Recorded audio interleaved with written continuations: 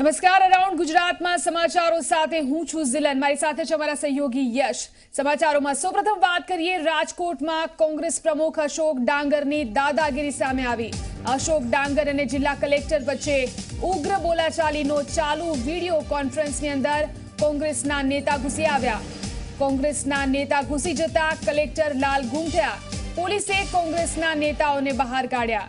તો આ ચાલુ વિડિયો સામે આવ્યો છે। રાજકોટમાં કોંગ્રેસના પ્રમુખ અશોક ડાંગરની દાદાગીરી આ વિડિયોની અંદર જોવા મળી છે। અશોક ડાંગર અને જિલ્લા કલેક્ટર વચ્ચે ઉગ્ર બોલાચાલીનો આ વિડિયો સામે આવ્યો છે। કોન્ફરન્સમાં કોંગ્રેસના નેતા ઘૂસી આવ્યા હતા અને કોંગ્રેસના નેતા ઘૂસી જતા કલેક્ટર લાલ ગુમ થઈ ગયા। પોલીસે કોંગ્રેસના નેતાઓને બહાર કાઢ્યા છે। તો આ વિડિયો સામે આવ્યો છે જેમાં અશોક ડાંગરની દાદાગીરી જોઈ શકાય છે। કલેક્ટર ગુસ્સે થયેલા જોઈ શકાય છે। ચાલુ વિડિયો કોન્ફરન્સમાં કોંગ્રેસના નેતા ઘૂસી ગયા હતા। આ વિશે વાતચીત કરવા માટે અશોકભાઈ ડાંગર આપણી સાથે ફોન લાઈનથી જોડાયા છે। જી અશોકભાઈ, જે રીતે વિડીયોમાં જોઈ શકાય છે અને જે રીતે વાત કરવામાં આવી રહી છે કે ચાલુ વિડિયો કોન્ફરન્સની અંદર કોંગ્રેસના નેતાઓ ઘૂસી ગયા અને બોલાચાલી થઈ। બનાવ એવો હતો કે કુબલિયાપરાની જે રજૂઆત માટે ડીસીપી સાહેબની સાથે વાત થયા મુજબ કલેક્ટરશ્રીને રજૂઆત કરવાની હતી। એ રજૂઆત દરમિયાન અમે જયારે ઉપર ગયા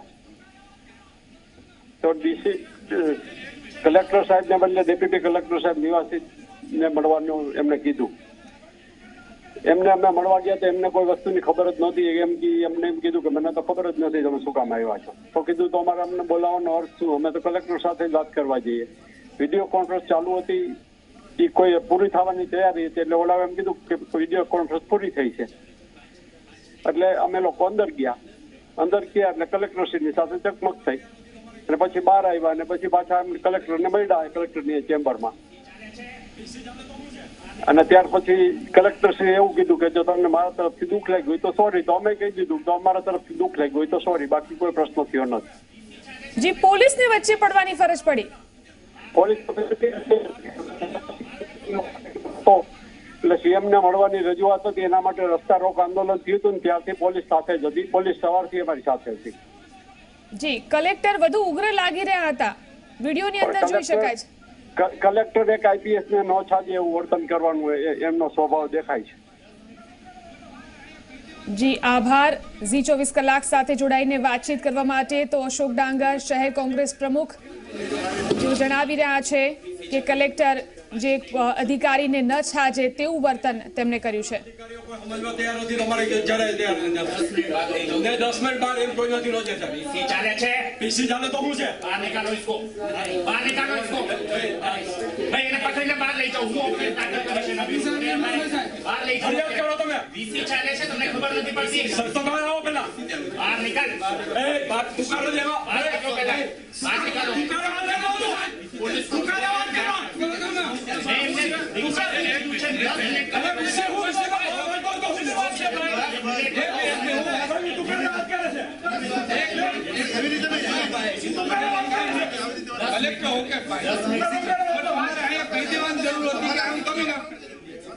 વિશે વાતચીત કરવા રાજકોટના સંવાદદાતા સત્યમ આપણી સાથે જોડાયા છે। જી સત્યમ, અશોક ડાંગરની દાદાગીરી આ વિડીયોમાં જોવા મળી છે, શું બાબત હતી? હજી ચોક્કસથી હું આપને જણાવી દઉં કે 2 દિવસ પહેલા શહેરના જે પોરાડા વિસ્તારમાં આવેલ જે કુબલિયાપરામાં જે ઝૂંપડપટ્ટી જે આવેલી છે, અંદાજિત 80 થી વધુ જે ઝૂંપડપટ્ટી છે તેમાં કોઈ કારણોસર આગ લાગી હતી અને આગ લાગતાને ઘટનાને લઈને જે તમામ જે ઝૂંપડપટ્ટીઓ છે જે બળીને ખાખ થઈ ગઈ હતી અને આ ઝૂંપડપટ્ટીમાં જે પરિવારજનો રહેતા હતા તેમનો જે ઘર વખરીનો જે સામાન હતો તે પણ બળીને ખાખ થઈ ગયો હતો।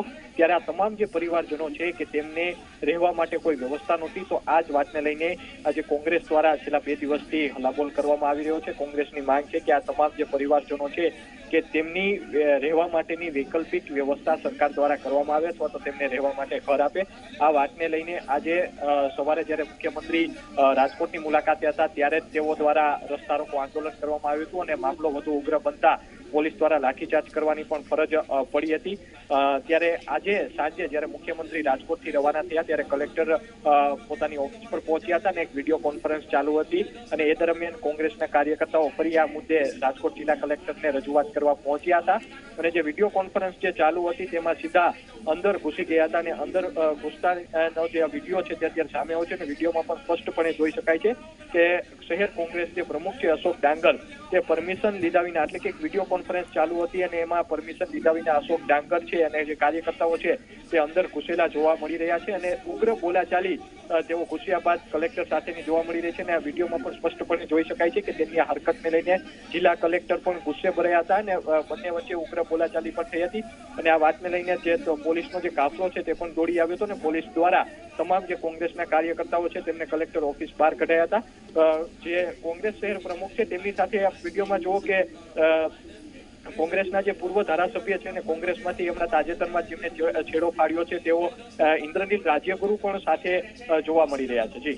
જી બિલકુલ સત્યમ, હમણાં જે રીતે અશોક ડાંગર સાથે અમારી વાતચીત થઈ તેઓ ઉલટો કલેક્ટર ઉપર આરોપ લગાવી રહ્યા છે અને કહી રહ્યા છે કે કલેક્ટર ન છાજે તેવું વર્તન કર્યું છે. જી ચોક્કસથી એક વસ્તુ એ છે કે એક કહેવત છે કે એક હાથે તાલી નથી વાગતી, બંને હાથેથી તાલી વાગે છે અને પહેલો તો વાક કોંગ્રેસના જે શહેર પ્રમુખ છે તેમનો જોવા મળી રહ્યો છે કારણ કે એક વિડીયો કોન્ફરન્સ ચાલુ હતી તેમને રજૂઆત માટેની પરમિશન પોલીસ દ્વારા આપવામાં આવી હતી પરંતુ જે વિડીયો કોન્ફરન્સ પતે ત્યારબાદ કલેક્ટર દ્વારા સમય આપવામાં આવ્યો હતો અને કલેક્ટર તેમને 1 to 1 પણ મળત અને શાંતિથી આ પ્રશ્ન થઈ શકત પરંતુ કોંગ્રેસના કાર્યકર્તાઓ જે ચાલુ વિડીયો કોન્ફરન્સ એક મહત્વની વિડીયો કોન્ફરન્સ કલેક્ટરની અધિકારીઓ સાથે ચાલુ રહી હતી અને આ વિડીયોમાં પણ સ્પષ્ટપણે જોઈ શકાય છે કે કલેક્ટરની સાથે કેટલાક અન્ય અધિકારીઓ અને જે સ્ટાફ છે તે પણ મોજૂદ છે. તો એક મહત્વની વિડીયો કોન્ફરન્સમાં આજે તમામ કોંગ્રેસના જે કાર્યકર્તાઓ છે તે ઉગ્ર દેખાવો સાથે ઘૂસી આવ્યા હતા અને તેમના હાવભાવ પણ સ્પષ્ટપણે આ વિડીયોમાં જોઈ શકાય છે. જી બિલકુલ, કોંગ્રેસના સ્થાનિક નેતાઓ હંમેશા આ જ રીતે દાદાગીરી કરતા હોય છે.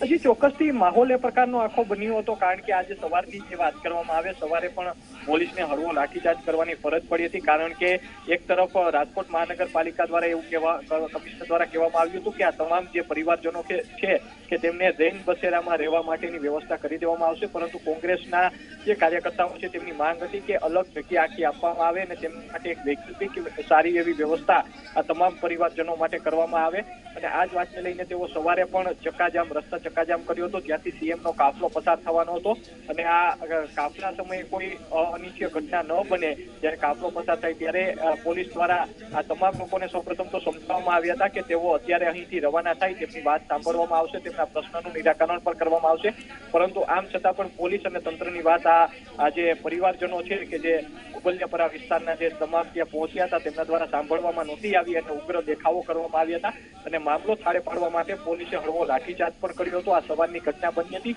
અને ત્યારબાદ અત્યારે ફરી એક વખત આજે કોંગ્રેસના જે કાર્યકર્તાઓ છે કે તેમનો ઉગ્ર દેખાવ અત્યારે સામે આવ્યો છે.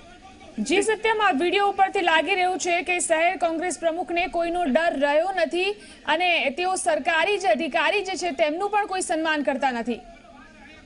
હજી ચોક્કસથી કોંગ્રેસના જે કાર્યકર્તાઓ અને જે નેતાઓ કહી શકાય કે તેનું આ પ્રથમ આવી ઘટના નથી, આ બીજી આવી ઘટના બની છે. હું આપને જણાવી દઉં કે જ્યારે ધારાસભાની જ્યારે ચૂંટણી ચાલી રહી હતી એ દરમિયાન ઇન્દ્રનીલ રાજ્યગુરુના જે ભાઈ છે કે તેમના ઉપર કોઈ અજાણ્યા શખ્સો દ્વારા હુમલો કરવામાં આવ્યો હતો અને ઇન્દ્રનીલના ભાઈ અને ઇન્દ્રનીલ દ્વારા એવો આક્ષેપ કરવામાં આવ્યો હતો કે ભાજપના લોકો દ્વારા હુમલો કરવામાં આવ્યો છે અને આ જ વાતને લઈને ઇન્દ્રનીલ રાજ્યગુરુ અને કોંગ્રેસના જે કાર્યકર્તાઓ છે તે મુખ્યમંત્રીના ઘર સુધી પહોંચી ગયા હતા અને ત્યાં તેમના દ્વારા ઉગ્ર દેખાવો કરવામાં આવ્યા હતા જેને લઈને એ સમયે પણ પોલીસ દ્વારા હળવો લાઠીચાર્જ કરવામાં આવ્યો હતો. ઇન્દ્રનીલ રાજ્યગુરુ સહિતના કેટલાક કાર્યકર્તાઓની અટકાયત પણ કરવામાં આવી હતી. આ સમયે પણ કોંગ્રેસના કાર્યકર્તાઓએ ધીરજ નહોતી રાખી, કોઈ રજૂઆત નહોતી કરી કે પોલીસને પણ નહોતું કહ્યું, ફરિયાદ પણ નહોતી કરી અને સીધા તમે જે જી સત્યમ, અમારી સાથે જોડાયેલા રહેશો, આગળ પણ વાતચીત કરીશું. આપણી સાથે રાજકોટના ભાજપના પ્રમુખ કમલેશ હિરાણી પણ આપણી સાથે વાતચીત કરવા માટે જોડાયા છે.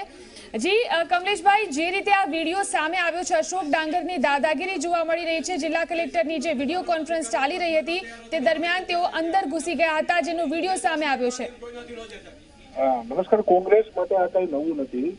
કોંગ્રેસે હંમેશા આ જ રીતે સરકારી તંત્રને હંમેશા બાદમાં લેવાનો પ્રયત્ન કર્યો છે. કોંગ્રેસ જનસમય લોકોનું ગુમાવી દીધું છે. રાજકારણમાં લોકો માટે પ્રતિનિધિઓ લોકોના કામ માટે ચૂંટાતા હોય છે ત્યારે આ રીતેનું વર્તન કરવું એ વ્યાજબી નથી. કોઈ પણ સરકારી તંત્ર એને નુકસાન કરવું એ હંમેશા કોંગ્રેસે વિરોધ પક્ષ તરીકે કહ્યું છે. કોઈ પોઝિટિવ રાજનીતિ ક્યારેય પણ આ લોકોએ કરી નથી. એનો આજે આ ઉદાહરણ છે. જીજુરથી કમલેશભાઈ પણ અહીં સવાલ તે પણ ઊભો થાય છે કે જે રીતે અશોક ડાંગર દ્વારા કહેવામાં આવ્યું કે તેઓ સવારથી પ્રયાસ કરી રહ્યા હતા, મુખ્યમંત્રીને પણ રજૂઆત કરવાનો પ્રયાસ કર્યો, ત્યારબાદ કલેક્ટરને રજૂઆત કરવાનો પ્રયાસ થયો, પ્રજાના પ્રશ્નો તેઓ રજૂ કરવા માંગતા હતા પણ તેમને સમય જ નથી ફાળવવામાં આવતો. અને પ્રજાના પ્રશ્નો રજૂ કરવા હોય તો કલેક્ટર એ સરકારી તંત્રના પ્રતિનિધિ છે. મુખ્યમંત્રીશ્રીના પ્રતિનિધિ તરીકે જ કલેક્ટર કામ કરતા હોય છે. તો કોઈ પણ પ્રશ્ન પહેલા કલેક્ટર સાથે જવું તો કલેક્ટરની ઓફિસમાં અવેલેબલ હોય જ છે ઓફિસ ટાઈમ દરમિયાન. મુખ્યમંત્રીશ્રીનો જેને મળવું હોય તો મુખ્યમંત્રીશ્રી ક્યારે પણ લોકોની પ્રજાને પણ સમય આપે છે, વિરોધ પક્ષને સમય આપે છે અને સમય માંગીને જવું જોઈએ. કોઈ જાહેર કાર્યક્રમોમાં જઈ અને સીધું મળવું એ વ્યાજબી નથી. જીજુરથી કમલેશભાઈ, આભાર આપનો Zee 24 કલાક સાથે વાત કરવા બદલ.